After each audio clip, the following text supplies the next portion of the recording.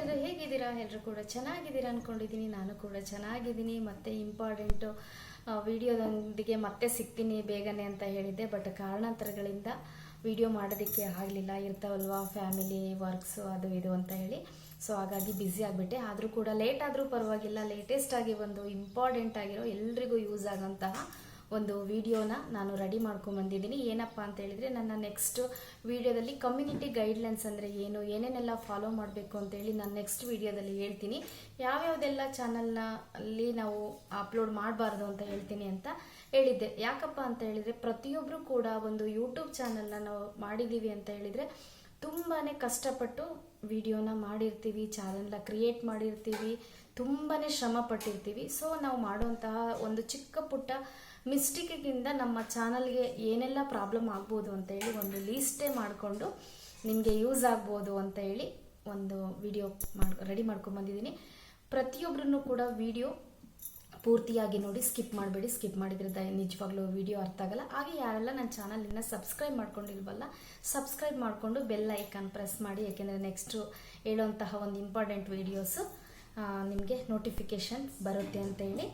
So ನಾವು ಯಾವ್ಯಾವ್ದೆಲ್ಲ ಅದರಿಂದ ನಾವು ಯೂಟ್ಯೂಬಲ್ಲಿ ಯಾವ್ಯಾವ ಕಮ್ಯುನಿಟಿ ಗೈಡೆನ್ಸ್ ಇದ್ದಾವೆ, ನಾವು ಯಾವ್ಯಾವೆಲ್ಲ ಫಾಲೋ ಮಾಡಬೇಕು ಅಂತೇಳಿ ಸೊ ಒಂದು ಸ್ಮಾಲ್ ಲೀಸ್ಟ್ ಮಾಡ್ಕೊಂಡಿದ್ದೀನಿ. ಸ್ಮಾಲ್ ಲೀಸ್ಟ್ ಆದ್ರೂ ತುಂಬ ಇಂಪಾರ್ಟೆಂಟ್ ಆಗಿರೋವಂತಹ ಒಂದು ಲೀಸ್ಟ್ ಆಗುತ್ತೆ ಇದನ್ನು. ಸೊ ಬನ್ನಿ ಏನಂತ ಹೇಳ್ತೀನಿ. ಯೂಟ್ಯೂಬ್ನಲ್ಲಿ ಎಲ್ಲರೂ ಸೇಫಾಗಿ ವಿಡಿಯೋ ಮಾಡೋಕ್ಕೆ ಕೆಲವು ರೂಲ್ಸ್ಗಳಿವೆ, ಓಕೆನಾ? ಅದೇ ಕಮ್ಯುನಿಟಿ ಗೈಡ್ಲೈನ್ಸ್ ಅಂತಾರೆ. ಕಮ್ಯುನಿಟಿ ಗೈಡ್ಲೈನ್ಸ್ ಅಂತ ಅಂದರೆ ಮೊದಲನೇದಾಗಿ ಏನಪ್ಪ ಅಂದರೆ, ಯೂಟ್ಯೂಬಲ್ಲಿ ನಾವು ಪ್ರತಿಯೊಂದು ವಿಡಿಯೋ ಮಾಡ್ತೀವಿ ಅಂತ ಹೇಳಿದ್ರು ಕಮ್ಯುನಿಟಿ ಗೈಡ್ಲೈನ್ಸ್ ಅಂತ, ಯೂಟ್ಯೂಬ್ ಕಮ್ಯುನಿಟಿ ಗೈಡ್ಲೈನ್ಸ್ ಅಂತ ಇದೆ. ಆ ಗೈಡ್ಲೈನ್ಸ್ನ ನಾವು ಮೀರಿ ಯಾವುದೇ ವಿಡಿಯೋ ಮಾಡೋಕ್ಕಾಗೋದಿಲ್ಲ. ಸೊ ಅಲ್ವಾ, ಯಾವುದೇ ಅಂದ್ರೂ ರೂಲ್ಸ್ ಆ್ಯಂಡ್ ರೆಗ್ಯುಲೇಷನ್ಸ್ ಇದ್ದೇ ಇರುತ್ತೆ. ಮನೆ ಆದ್ರೂ ಅಷ್ಟೇ, ಬಿಸ್ನೆಸ್ ಆದ್ರೂ ಅಷ್ಟೇ, ಯೂಟ್ಯೂಬ್ ಆದ್ರೂ ಅಷ್ಟೇ, ಎಕ್ಸ್ಟ್ರಾ ಓಕೆ, ಜಾಸ್ತಿ ಹೇಳೋಕ್ಕಾಗಲ್ಲ. ಈ ಯೂಟ್ಯೂಬ್ ರೂಲ್ಸ್ ಫಾಲೋ ಮಾಡದೇ ಇದ್ದರೆ ಮೊದಲೇದಾಗಿ ನಮ್ಮ ಚಾನಲ್ಗೆ ಏನಾಗುತ್ತೆ ಅಂತ ಹೇಳ್ಬಿಡ್ತೀನಿ. ವಾರ್ನಿಂಗ್ ಬರುತ್ತೆ, ಸ್ಟ್ರೈಕ್ ಬರುತ್ತೆ, ಮಾನಿಟೈಸೇಷನ್ ಆಫ್ ಆಗುತ್ತೆ, ಚಾನಲ್ ಕೂಡ ರಿಮೂವ್ ಆಗ್ಬೋದು. ಇಷ್ಟೆಲ್ಲ ಆಗ್ಬೋದು ಅಲ್ವಾ? ಅಲ್ಲ, ಹಾಗೆ ಆಗುತ್ತೆ.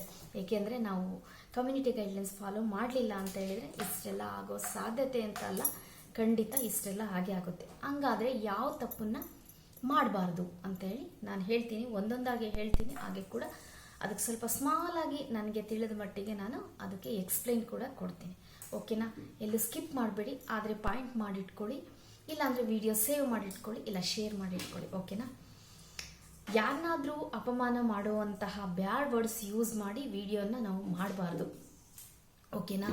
ಅಂದರೆ ನಾವು ಒಬ್ಬ ವ್ಯಕ್ತಿಯ ನೇಮ್ನ ಇಟ್ಕೊಂಡು ಒಬ್ಬ ವ್ಯಕ್ತಿಗೆ ಬೇಜಾರಾಗೋ ರೀತಿ ಡೈರೆಕ್ಟ್ಲಿ ಆ ಒಂದು ವ್ಯಕ್ತಿಯ ಒಂದು ಏನಂತಾರೆ ಜೀವನಕ್ಕೆ ಆಗಿರ್ಬೋದು, ಆ ವ್ಯಕ್ತಿಗೆ ಅವಮಾನ ಮಾಡುವಂತಹ ವಿಡಿಯೋನ, ಯಾವುದೇ ರೀತಿ ಬೇರೆಯವರಿಗೆ ತೊಂದರೆ ಆಗುವಂತಹ ವಿಡಿಯೋನ ಮಾಡಬಾರ್ದು.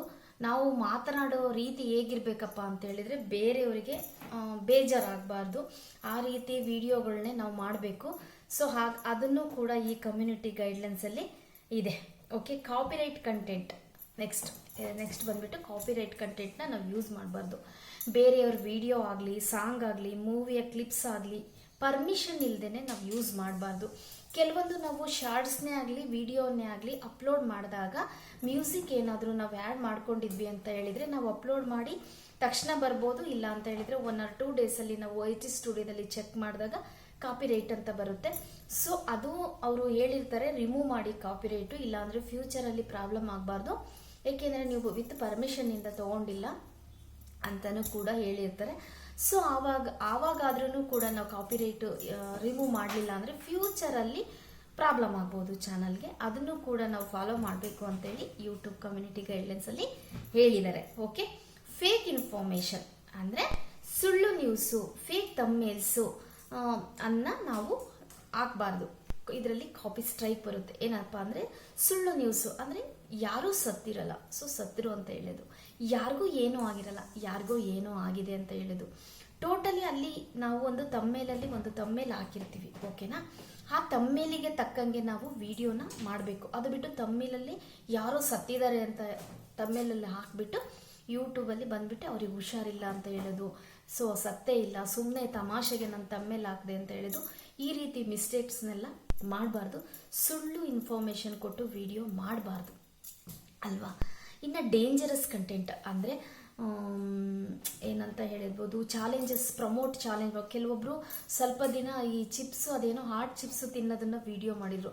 ಅದು ತುಂಬಾ ಡೇಂಜರ್ ಅಲ್ವಾ. ಅದು ಒಂದು ಫಾರ್ ಎಕ್ಸಾಂಪಲ್ ಸಿಂಪಲ್ ಆಗಿ ನಿಮಗೆ ಕೊಡ್ತಾ ಇದ್ದೀನಿ. ಇಲ್ಲಾಂದರೆ ಮೇಲಿಂದ ಎಲ್ಲೋ ಒಂದು ದೊಡ್ಡ ನದಿ ಇರುತ್ತೆ, ಇಲ್ಲ ಬೀಚ್ ಇರುತ್ತೆ, ಅಲ್ಲಿ ತುಂಬಾ ಸೇಫ್ ಆಗಿರಬೇಕು ಅಂತ ಡೇಂಜರಸ್ ಪ್ಲೇಸ್ ಇರುತ್ತೆ. ಅದನ್ನು ನಾವು ಹೋಗಿ ಆ ಡೇಂಜರಸ್ ಪ್ಲೇಸಲ್ಲಿ ಆಟ ಆಡಿರೋದು ವಿಡಿಯೋ ಆಗಿರ್ಬೋದು. ಇನ್ನು ಏನಂತಾರೆ, ಒಂದು ಬ್ಲಡ್ ಕಾಣೋ ಅಂಥದ್ದಾಗಿರ್ಬೋದು, ಚಾಕು, ಈ ರೀತಿ ಒಂದು ಎದುರ ಅಂಥದ್ದಾಗಿರ್ಬೋದು, ಡೇಂಜರಸ್ ಪ್ಲೇಸ್ಗಳು, ಏನೋ ಒಂದು ನಡಿಬಾರ್ದಂತಹ ಘಟನೆ ನಡೀತಾ ಇರುತ್ತೆ, ಆ ಥರ ಗಲಾಟೆ, ಈ ಥರ ಏನಾದರೂ ವಿಡಿಯೋಸ್ನಿದ್ರೆ ಅದನ್ನು ನಾವು ಅಪ್ಲೋಡ್ ಮಾಡಬಾರ್ದು. ಇದನ್ನು ಕೂಡ ಕಮ್ಯುನಿಟಿ ಗೈಡ್ಲೈನ್ಸಲ್ಲಿ ಫಾಲೋ ಮಾಡಲೇಬೇಕಾಗುತ್ತೆ. ಇನ್ನು ನಮ್ಮ ಚಾನಲ್ ಸೇಫ್ ಆಗಿರಬೇಕು ಅಂದರೆ ನಾವು ಏನು ಮಾಡಬೇಕು ಅಂತಲೂ ಕೂಡ ಹೇಳ್ಬಿಡ್ತೀನಿ. ಯಾವಾಗಲೂ ಒರಿಜಿನಲ್ ಕಂಟೆಂಟ್ ಹಾಕಬೇಕು. ಇದನ್ನು ನಾನು ಪ್ರತಿ ಸತಿ ಹೇಳ್ತೀನಿ. ಪ್ರತಿ ಸತಿ ನಾನು ಹೇಳ್ದಾಗೂ ಕೂಡ ಒಂದು ನಾನು ಮಿಸ್ಟೇಕ್ ಮಾಡಿದ್ದೆ, ಸೊ ಅದಕ್ಕೋಸ್ಕರ ಹೇಳ್ತಾ ಇದ್ದೀನಿ. ಇದು ನನ್ನ ಸ್ವಂತ ಎಕ್ಸ್ಪೀರಿಯನ್ಸ್ ಆಗಿರೋದ್ರಿಂದ ಹೇಳ್ತಿದ್ದೀನಿ. ಯಾವತ್ತೂ ಒರಿಜಿನಲ್ ಕಂಟೆಂಟೇ ಮಾಡಿ.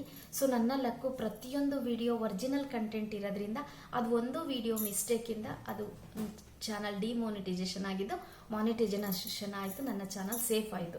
ಸೊ ನಾನು ನಿಮಗೆ ಹೇಳ್ತಿದ್ದೀನಿ, ನಾನು ಮಾಡಿದ ಮಿಸ್ಟೇಕ್ ಮಾಡಬೇಡಿ. ಸ್ಮಾಲ್ ಆಗಿರ್ಬೋದು, ಒಂದಾಗಿರ್ಬೋದು, ಅರ್ಧ ಆಗಿರ್ಬೋದು, ಫೋಟೋಸೇ ಆಗಿರ್ಬೋದು, ಯಾವತ್ತೂ ಒರಿಜಿನಲ್ ಕಂಟೆಂಟ್ ಇರಲಿ, ಬೇರೆ ಯಾವುದು ಕಂಟೆಂಟ್ ಬೇಡ. ಸೊ ವಿಷಯ ಓಕೆ, ಎಕ್ಸ್ಪ್ಲೈನ್ ಮಾತ್ರ ನಿಮ್ಮದೇ ಇರಲಿ. ರೆಸ್ಪೆಕ್ಟಿವ್ ಲ್ಯಾಂಗ್ವೇಜ್ ಯೂಸ್ ಮಾಡಿ. ಅಂದರೆ ಕೆಲವೊಬ್ಬರಿಗೆ ನಾವು ಗೌರವ ಕೊಡೋಂತಹ ಲ್ಯಾಂಗ್ವೇಜನ್ನೇ ನಾವು ಯೂಸ್ ಮಾಡಬೇಕಾಗುತ್ತೆ. ಅಂದರೆ ಕೆಟ್ಟ ವರ್ಸ್ಟ್ ಲ್ಯಾಂಗ್ವೇಜಲ್ಲಿ ಮಾತಾಡೋಂತಹ ಒಂದು ವಿಡಿಯೋ ಮಾಡೋದಾಗಿರ್ಬೋದು, ಬೇರೆಯವ್ರಿಗೆ ಅವಾಚ್ಯ ಶಬ್ದಗಳಿಂದ ಮಾತಾಡೋಂತಹ ವಿಡಿಯೋಗಳಾಗಿರ್ಬೋದು, ಮೊದಲೇ ಹೇಳಿದೆ ಬೇರೆಯವರಿಗೆ ಹರ್ಟ್ ಆಗೋ ಅಂಥ ವಿಡಿಯೋ ಮಾಡೋದಾಗಿರ್ಬೋದು, ಕೆಟ್ಟ ಪದಗಳನ್ನು ಉಪಯೋಗಿಸಿ ನಾವು ವಿಡಿಯೋ ಮಾಡೋದ್ರಿಂದ ಅದು ಕಮ್ಯುನಿಟಿ ಗೈಡ್ಲೈನ್ಸು ಫಾಲೋ ಮಾಡಲಿಲ್ದಂಗೆ ಆಗುತ್ತೆ. ಸೊ ಆವಾಗೂ ಕೂಡ ನಮ್ಮ ಚಾನಲ್ಗೆ ಪ್ರಾಬ್ಲಮ್ ಆಗುತ್ತೆ. ಇನ್ನು ತಮ್ಮೇಲೆ ಕ್ಲಿಯರ್ ಆಗಲಿ, ನಾವು ತಮ್ಮೇಲನ್ನು ನಿಮಗೆ ಸಾಧ್ಯವಾದಷ್ಟು ನೀವು ನೋಡಿ, ಇದರಲ್ಲೇ ಒಳ್ಳೊಳ್ಳೆ ಆ್ಯಪ್ಗಳಿದ್ದಾವೆ ತಮ್ಮೇಲೆ ಹೇಗೆ ಕ್ರಿಯೇಟ್ ಮಾಡೋದು ಅಂತೇಳಿ, ಅದನ್ನು ನೋಡ್ಕೊಂಡ್ಬಿಟ್ಟು ಒಳ್ಳೊಳ್ಳೆ ತಮ್ಮೇಲ್ಸ್ ಮಾಡಿ ಕ್ಲಿಯರ್ ಆಗಿರಲಿ, ತಪ್ಪಾಗಿ ಮಾಡಬೇಡಿ. ಹಾಗೆಯೇ ನಮ್ಮ ಮೊದಲೇ ಹೇಳ್ದಾಗೆ ತಮ್ಮೇಲಲ್ಲಿ ಏನಿರುತ್ತೋ ವಿಷಯನೂ ಕೂಡ ಅದೇ ಇರಲಿ, ವಿಡಿಯೋನೂ ಕೂಡ ಅದೇ ಇರಲಿ, ಎಕ್ಸ್ಪ್ಲೈನು ಕೂಡ ಅದೇ ಇರಲಿ. ಇದನ್ನು ಕೂಡ ನಮ್ಮ ಚಾನಲ್ ಸೇಫ್ ಆಗಿರೋದಕ್ಕೆ ತುಂಬಾ ಹೆಲ್ಪ್ ಆಗುತ್ತೆ.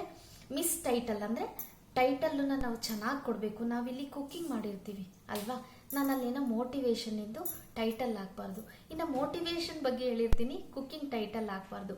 ಟೈಟಲ್ ಹಾಕಬೇಕಾದ್ರೆ, ವಿಡಿಯೋ ಟೈಟಲ್ ಹಾಕಬೇಕಾದ್ರೂ ಕೂಡ ನಾವು ತುಂಬಾ ಯೋಚನೆ ಮಾಡಿ ಅಂದರೆ ಏನಾದರೂ ಮಿಸ್ಟೇಕ್ ಇದ್ದರೆ ಸರಿ ಮಾಡಿಕೊಂಡು ಕರೆಕ್ಟಾಗಿ ಹಾಕಬೇಕಾಗುತ್ತೆ. ಇದನ್ನು ಕೂಡ ನಾವು ಚಾನಲ್ ಸೇಫ್ ಆಗಿರೋದಕ್ಕೆ ಯೂಸ್ ಆಗುತ್ತೆ.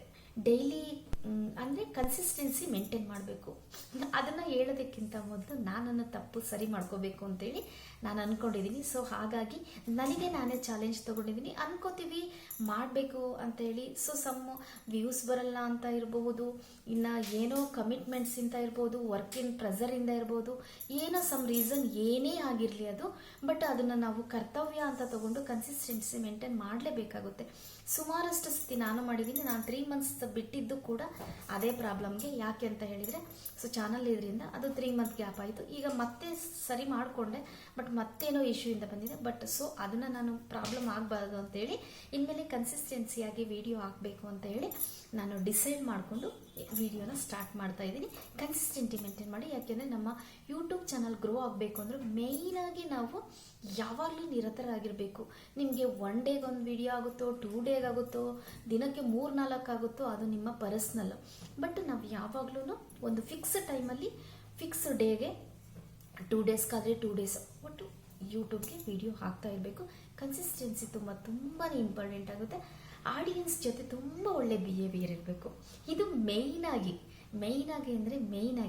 ಅಂದರೆ ಯಾಕಪ್ಪ ಹೇಳ್ತಾ ಇದ್ದೀನಿ ಅಂದರೆ, ನಾವೊಂದು ಯೂಟ್ಯೂಬ್ ಚಾನಲ್ ಓಪನ್ ಮಾಡ್ತಿದ್ದೀವಿ ಅಂದರೆ ನನ್ನಿಂದ ನಿಮಗೇನೋ ಆಗಬೇಕಾಗಿರಲ್ಲ, ನಿಮ್ಮಿಂದ ನನಗೇನೋ ಆಗಬೇಕಾಗಿರಲ್ಲ. ನಮ್ಮಿಬ್ಬರ ನಡುವೆ ಇರೋವಂತಹ ಈ ಕೋಆರ್ಡಿನೇಟ್ ಅಂದರೆ ಈ ಒಳ್ಳೆಯ ಸಂಬಂಧ ಏನಿದೆ ಅದನ್ನು ನಮ್ಮ ಯೂಟ್ಯೂಬ್ ಚಾನಲ್ ಕೂಡ ಅಬ್ಸರ್ವ್ ಮಾಡುತ್ತೆ. ಇದು ಕಮ್ಯುನಿಟಿ ಗೈಡ್ಲೈನ್ಸ್ ಕೂಡ ಇರುತ್ತೆ. ಹಾಗೇನೆ ಇರೋದಿಲ್ಲ ಅಂದ್ರೂ ನಾನು ಪರ್ಸ್ನಲ್ಲಾಗಿ ಹೇಳಬೇಕು ಅಂದರೆ ಯೂಟ್ಯೂಬ್ ಎಲ್ಲ ಅಬ್ಸರ್ವ್ ಮಾಡುತ್ತೆ. ನಾವು ಯಾವ ರೀತಿ ಆಡಿಯನ್ಸ್ ಜೊತೆ ರಿಯಾಕ್ಟ್ ಮಾಡ್ತಿದ್ದೀವಿ, ಯಾವ ರೀತಿ ರೆಸ್ಪೆಕ್ಟ್ ಕೊಡ್ತಾ ಇದ್ದೀವಿ, ಒಳ್ಳೆ ರೀತಿಯಲ್ಲಿ ಅವ್ರನ್ನ ಮಾತಾಡಿಸ್ತಿದ್ವಾ. ಸೊ ನಾನು ಏನೋ ಒಂದು ವಿಡಿಯೋ ಮಾಡಿದೆ, ನೀವು ಒಳ್ಳೇದು ಏನೋ ಒಂದು ಅದಕ್ಕೆ ಕಮೆಂಟ್ ಹಾಕಿದ್ರಿ. ಸೊ ನಾನು ಒಂದು ದಿಮಾಗದಲ್ಲಿ ನಿಮ್ಮನ್ನು ಮಾತಾಡ್ಸೋದೇ ಆಗಿರ್ಬೋದು, ರೆಸ್ಪೆಕ್ಟ್ ಇಲ್ದಂಗೆ ನಿಮ್ಮನ್ನು ಮಾತಾಡ್ಸೋದೇ ಆಗಿರ್ಬೋದು, ಅದು ನನ್ನ ಮಾನವೀಯತೆ ದೃಷ್ಟಿ ಆಗಲ್ಲ ಅಲ್ವಾ.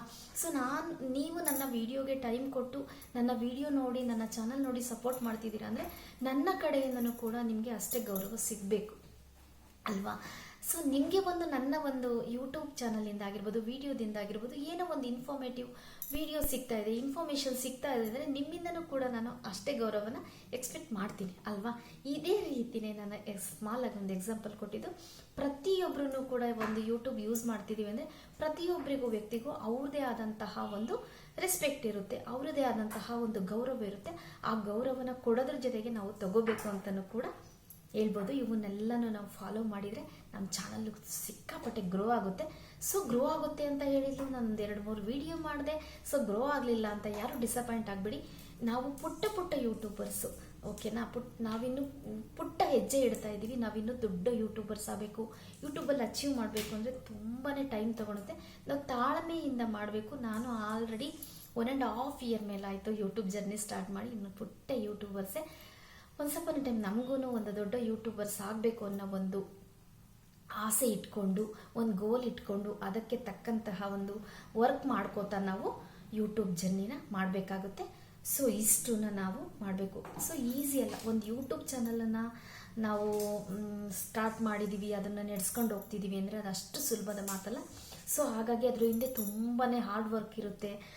ಹಾಗೆ ನಾವು ಅಷ್ಟೇ ಟೈಮ್ ಕೂಡ ಸ್ಪೆಂಡ್ ಮಾಡಿರ್ತೀವಿ. ಅದರಿಂದ ಒಂದು ಸ್ಮಾಲ್ ತಪ್ಪು ಕೂಡ ನಮ್ಮ ಚಾನಲ್ಗೆ ಆಗಿರ್ಬೋದು, ನಮ್ಮ ಬಿಹೇವಿಯರ್ಗೆ ಆಗಿರ್ಬೋದು, ನಮ್ಮ ಲೈಫ್ಗೆ ಆಗಿರ್ಬೋದು.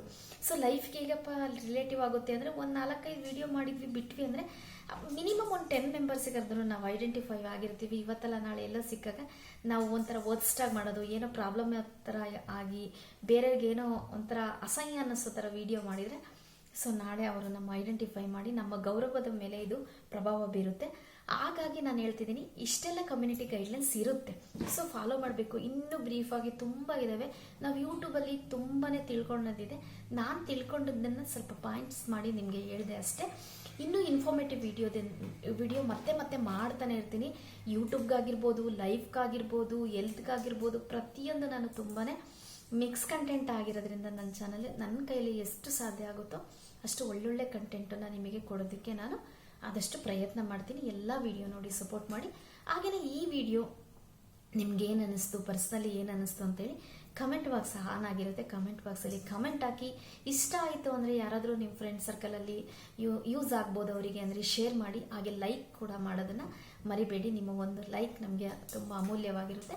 ಹಾಗೆ ಮೊದಲೇ ಹೇಳಿದಾಗೆ ಚಾನಲ್ ಸಬ್ಸ್ಕ್ರೈಬ್ ಮಾಡ್ಕೊಂಡಿಲ್ಲ ಅಂದರೆ ಸಬ್ಸ್ಕ್ರೈಬ್ ಮಾಡಿಕೊಂಡು ಹಾಗೆಯೇ ಬೆಲ್ಲೈಕನ್ನ ಪ್ರೆಸ್ ಮಾಡಿ.